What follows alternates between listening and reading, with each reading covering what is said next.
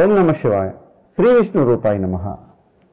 మీనరాశి వారికి ఈ నెల అనగా 13 నుంచి గ్రహ మార్పిడి ఉన్న గనుక శనిగ్రహ ప్రభావం ఈ రాశి వారి మీద చూపిస్తుంది కనుక శని వక్రీకరించిన దాని వలన ఈ రాశి వారికి ఎలా ఉందో మనం ఇప్పుడు చూసుకుందాం. అయితే మీనరాశికి అధిపతి గురువు. ఈ రాశిలో ఉన్న నక్షత్రాలు పూర్వభద్ర 1, 2, 3, 4 పాదాలు, అలాగే ఉత్తరాభద్ర 1, 2, 3, 4 పాదాలు, అలాగే రేవతి 4వ పాదం.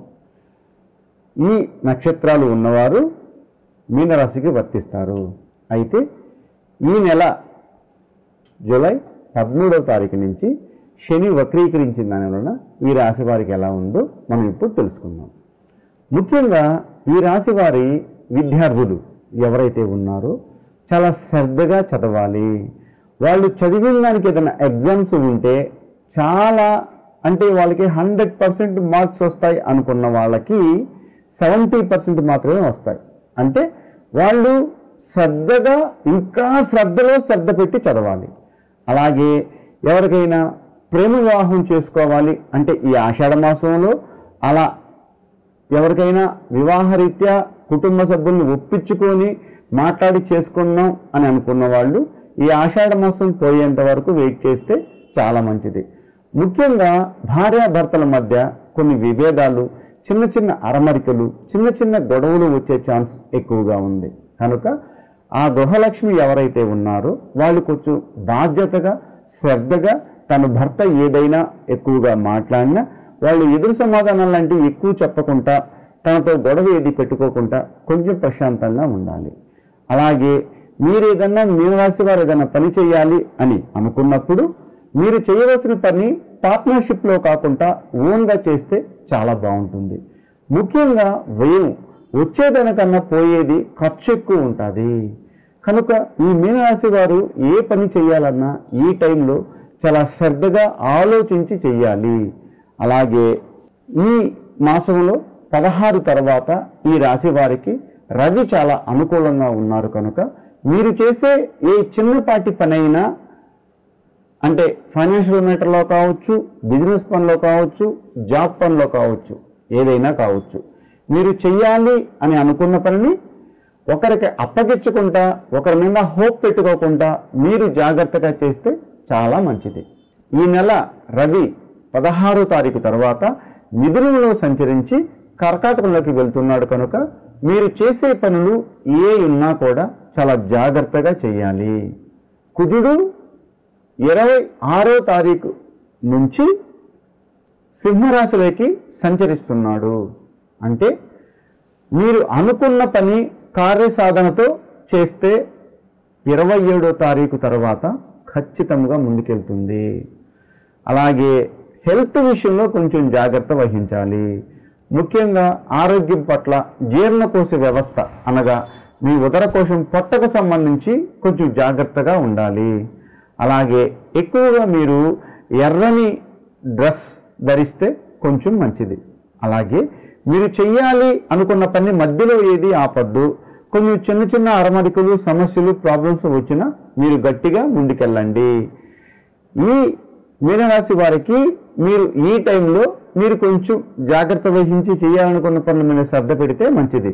అలాగే ఎవరైనా రాజకీయ పరంగా ఉన్నవారు మీరు కొంచెం అంటే మీరు ఏదైనా మీటింగ్స్ కానీ, పెద్దవాళ్ళతో కలవడాలు కానీ, ఎవరితోనా మాట్లాడాలు కానీ, మీ పదవులు ఏదైనా మీకు రావాల్సిన ప్రయత్నం చేసేవాళ్ళు కానీ కొంచెం ఆలోచించి ఆచితూచి నిర్ణయాలు తీసుకోండి.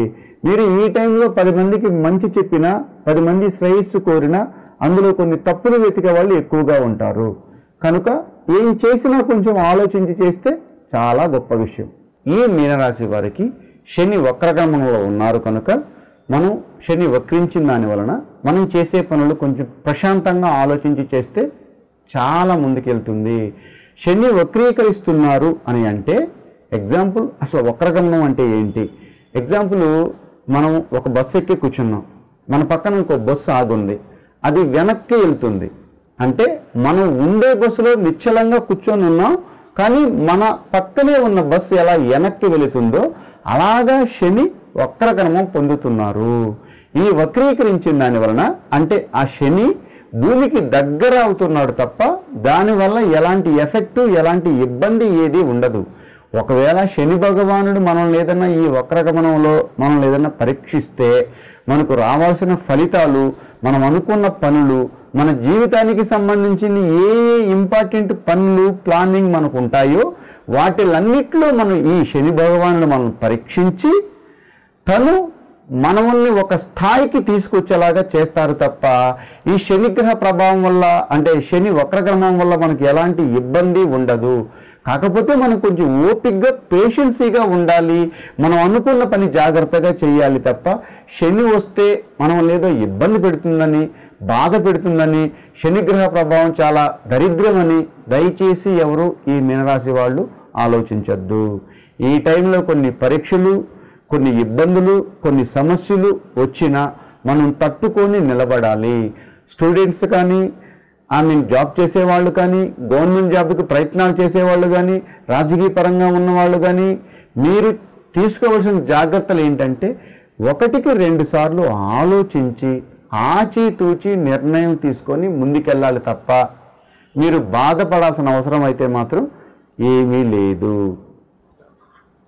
అలాగే ఈ మీనరాశి వారు చేయవలసింది ఏంటంటే ఈ శని వక్రగమనంలో ఉన్నారు కనుక, అంటే శని అంటే హార్డ్ వర్క్, ఎవరైతే హార్డ్ వర్క్ చేస్తూ ఉంటారో వాళ్ళందరూ, ఇప్పుడు ఎగ్జాంపుల్ ఈ మీనరాశి వారు వడ్రంగి పని చేసేవాళ్ళు అంటే వాళ్ళు ఫిజికల్గా చేసే హార్డ్ వర్క్, ఎవరైనా జిహెచ్ఎంసీలో పనిచేస్తున్నారు, ఎవరైనా అంటే సివిల్ వర్క్స్ చేస్తున్నారు అంటే రోడ్డు వర్క్ కానీ, బిల్డింగ్ వర్క్ కానీ, కాంట్రాక్ట్స్ కానీ, ఇవన్నీ శనికి సంబంధించిందే వస్తుంది హార్డ్ వర్క్.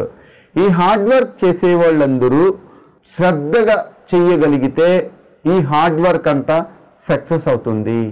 ఈ టైంలో మీకు శని వక్రగమనం ఉన్నారు కనుక మీరు చేసే పని మీ లైఫ్లో ఒక పొటెన్షియల్ కానీ, ఒక స్టాండర్డ్ కానీ, ఒక మంచి పొజిషన్ కానీ తీసుకొచ్చే స్థాయిలో ఉంది.